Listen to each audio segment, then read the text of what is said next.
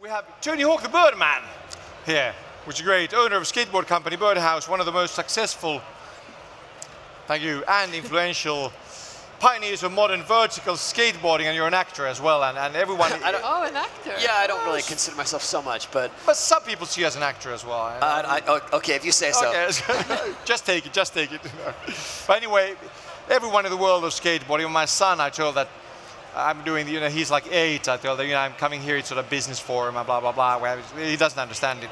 I said, why any famous people there? And I said, well, there's a guy called Tony Hawk, and he's like, Tony Hawk the skateboard? I mean, even YouTube, like he's 8 years old and he knew, so. Well, thank you. So, greetings. and Anne Berner, Minister of Transport and Communication here in Finland, COB Vallila Interior, owner of an old and still expanding business. Great to have you here as well. Thank you. You know a lot about business.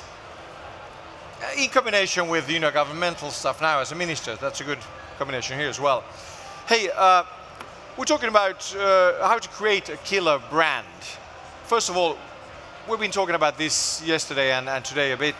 What is a brand? Tony, I'll let you start. What is a brand? How do you define a brand, actually? I think a brand is a movement. It's a movement in representing a culture a lot of times. Sometimes it's just an idea and something that's followed through with passion. For me, I didn't expect to be a brand in terms of my own name, but once I discovered that was part of this process. Okay, sorry. This is failed, I guess, so that's... Okay. Yeah. But I didn't expect to be a brand myself, but once that sort of happened by accident, I embraced it. How and when did you actually notice that, or realize that you are a brand? When the moment my video game series took off, that was the tipping point for me in terms of name recognition and people knowing my name. Some people didn't even know that I was a real person. They just thought that Tony Hawk was the name of a video game. In fact, some kids actually asked me, why did my parents name me after the video game? Okay. And my son actually might think that it's the character from the game who's here, not sort of a living person. So I check that out. That's my going point. Back home, yeah. Yeah. So for me, that's when I realized that that name was a brand, and it's a weird dichotomy to live in that you're a person and you want to, you want to share what you're doing, but you also want it to be authentic as a brand. Yeah. So there's a fine line of how much you can share and how personal you can make it. But Tony Hawk is your real name. It is, yes. It's a good name. That's a name that Adam Stephanopoulos, who became an actor in Hollywood, would have been given in the 50s, like Tony Hawk. Except in high school, it was very easy to rhyme with other things, so it didn't feel like it was but it was a gift. Yes. Now. Okay. And the thing is, when you realize you are a brand, how did you go on sort of then building your own brand, or how meticulous a process was it? What did you do about it? Well, I realized that I obviously had to be very hands-on with anything that I was doing in terms of licensing or using my likeness. You had a manager, of course, who helps you with branding. Yeah, but to keep it authentic, I had to do most of it myself in terms of having final approval over all products, overall licensing and likeness and things like that. I learned my lesson early on in the 80s because I signed my name away and I signed my rights away to a few companies, and they made really terrible products with my name on it. And so I was lucky that I learned my lesson then. Okay. And it was the 80s, so it was somewhat forgivable. Yeah, exactly. That's good. But when it came back around again, I realized that I had to have more control, and that was my goal, was to keep control. And I had to fight for it quite a bit. All right. Hey, before we go to Anne Berner and Vallila, in a few words. As a brand, what is Tony Hawk now as a brand? How do you define? Well, obviously skateboarding first and foremost, but really it's more like a street culture, a lifestyle. For me, I want to keep it very authentic and very core to what brought me here, which is skateboarding. So a lot of the clothing and other things that I do is very much based in that world, and to make it affordable and more available to people all over the world. And of course, with that sort of a brand, of course, you can use it for almost anything. The values that represent, like clothing, even food, whatever. I mean, you can use it for a lot of stuff. Yeah, I mean, to an extent. I mean, I like to keep it authentic, like I said, and so some things just don't feel like the right fit, and I will let them go or deny those offerings. But for the most part, there's so much that is involved with skate culture, music, lifestyle, clothing, art. And so all of that is included. Okay, and Anne, Vallila as a brand, it's an old brand since the 20s, no 35 actually, 35, and still running, growing. How would you define? How would you watch the brand story from the 30s to our day and to the future? How do you see the sort of the brand process? What does it look like? I think the brand keeps developing in the time, and I think also that it's very much a promise that you are keeping. And I think has the brand value, has it actually changed, or just sort of like? I think the promise keeps developing, but I think the identity of what it is and what it stands for, the values, and also the authenticity that you speak about, I think that's something that's in the core. And it's actually quite fantastic that it has been able to go now in 4 generations, and the identity is still the same. But then what it means and what it stands for in terms of product and in the time, that of course adapts and changes also with those who use it as a license to develop in other products. So that keeps developing, but I think a brand is also something where you demand more and you ask more, and it has to come up and it has to be real and it has to be true. And I think that's the most important. Yeah, one definition here has been also, of course, that brand is not a marketing campaign or anything. It's how you behave. Have all the people in your company, how they behave, every single person or a person brand, how this person behaves. So that's very much... It's the same identity that we behavioral. respect. Yeah, well, I definitely surround myself with like-minded people and people that I can trust their opinions implicitly. So before something gets to me, it's sort of gone through a quality control.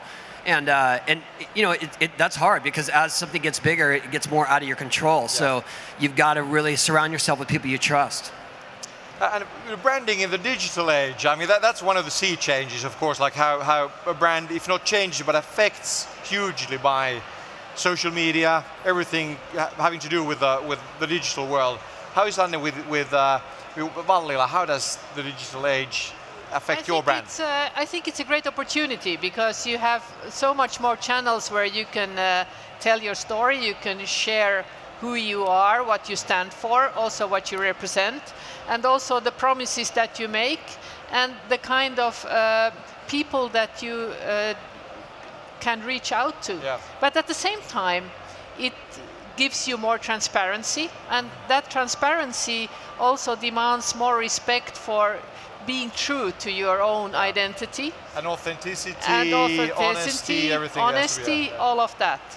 Okay. But it's a great opportunity, I think, in this time. Okay. Yeah, I've come to embrace it. I love it. It's it used to be when you're trying to get any sort of traction or press, you had to try to get on the main talk shows or get on the main TV shows and things like that. And now, if you have a voice and you are interesting or engaging, they'll come to you. And the thing I love about it is that it's immediate feedback and it's very honest. Sometimes maybe a little too honest, but it's real. And the idea that you can reach people directly immediately is just a totally different scenario and a different way of marketing, and it has completely changed how you market anything. But as you said, it has challenges as well. Of course it has challenges, yeah. I mean, would you list the biggest challenges? Well, I think the biggest challenge is quality, to keep it authentic, to keep it interesting. But that comes with experience. I mean, you can kind of see what gets traction, what will move the needle, or what will actually go beyond just your world of your followers. At the same time, you know, I want it to be. I don't want it to just be a constant marketing or slogans. I want it to be something that is more personal and something that has personality. Yeah. I think that's the key is merging a brand with personality, and that's how it extends far beyond what you expect. And for good or bad thing, of course, is as well that the old world companies could control quite well what was said about them and stuff. But in the world of today, it's like with politics, you know, politicians, you simply can't control what they talk about, what they say about you, and you can't keep the message communication within your own sort of package. No. And the same with the digital age as well. You can't control the brand, the image. It's out there. But at the same time, you have a completely different opportunity to give out your own message. And you have a completely different opportunity, may it be as a company or as a politician, to actually tell everyone what you stand for. And that cannot be the same way interpreted by anyone else. And you have that possibility to reach out directly. And that's very important also. Well, in a way, so everything is stronger. I mean, the sun shines brighter, but the shades are longer as well. So in this world, sure. I mean, that's... Yeah, and there's plenty of, there's plenty of trolls or haters out there and whatnot. And the idea is you've got to ignore them for the most part, and you can't validate their voices. So if you try to fight that, that's just a losing battle no matter what. And you just got to let it go. I mean, you really just, all those waves, they'll eventually die down, and you'll be back in there. You just keep on surfing. That's the only. Yeah, pretty much. As long as you have the tenacity, you can make it through. Yeah, and as long as you are true to yourself. And you are loyal to what you stand for. Yeah, it's hard not to be impulsive when you see something that sort of gets you fired up. But as long as you just sort of let it slide, it'll usually just get buried and people forget about it. And if you're authentic, if you're honest, of course, it's much easier. Absolutely. Absolutely, yeah. You're safer in a way because it's all out here in your sleeves. Hey, okay, we have some 3 odd minutes left. Okay, we're supposed to talk about how to create a killer brand. So if you were now to start from scratch, how would you now create a killer brand? Give us a few sort of bullet points. Well, I'd start with a unique idea, and I would put everything I have into it, learn everything about that product or that industry, not just what you want to accomplish, but all the other surrounding things, because when I started a skateboard brand, I didn't know anything about purchase orders or distribution or anything, but I embraced it because it kept me ahead of the game. Yeah. So I think that you want to learn everything about what you're doing, and you want to have follow through, and don't let someone else take over your brand. Just, like the exit, so to speak, is not generally the best thing, because someone will eventually take it and do something with it that you had no intention of, or something you're not proud of. So you want to make sure that you have control over it. Yeah. Anna, what would you say if you were to start with Vallila now? How would you try to create Vallila into a killer brand? I think every killer brand has to have a true story behind it, and it has to be good. You have to have a good product. What is actually a true story? Everyone talks about a brand has to have a story. It means that it has to be based on a competence, on a skill set, on a good product, on creativity, on design, and on that you create something that is attractive. The brand is then carried by that what is within it, and a brand cannot be empty. No. It has to start and be based on something which is attractive in itself. And in your way, like the world's most famous skater, that's a no-brainer. I mean, you have a pretty good story there. I mean, you don't have to explain it to anyone. So it's a rock solid foundation to build on. Yeah, but I want to remain true to my culture as well, because it's very easy to lose sight of that and sort of branch out so far that you dilute what you have. So for me, it's always been, I see it from a skater's perspective, and I think immediately it's innate. Is this cool or not? Yeah, that's actually a good point. No matter how big you grow, so in order to succeed this way, you have to, keep to your roots in a way. You have to be authentic to your roots and keep that perspective all the time, not perspective from high above. So that's one of the. I try to think of it as a teenage self. Yeah. Like, is that cool? Yeah. Would that have been cool?